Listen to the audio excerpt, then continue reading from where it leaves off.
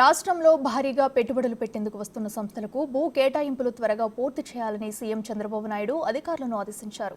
మౌలిక వసతులను శరవేగంగా కల్పించాలని, అలాగే ఒప్పందం ప్రకారం నిర్దిష్ట సమయంలోనే ప్రాజెక్టులు పూర్తయ్యేలా చూడాలని సీఎం ఆదేశించారు.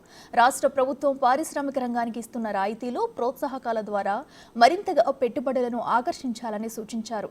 ఈ సమావేశంలో సంస్థల ఏర్పాటు చేయదలిచిన ప్రాజెక్టులకు సీఎం ఆమోదం తెలిపారు. మొత్తం 9 ప్రాజెక్టులు రాష్ట్రానికి కొత్తగా వస్తున్నాయని, వీటి ద్వారా 1,82,162 కోట్ల రూపాయలు పెట్టుబడులు రావడంతో పాటు 2,63,411 మందికి ఉద్యోగ ఉపాధి అవకాశాలు కలుగుతాయని అధికారులు సీఎంకు వివరించారు.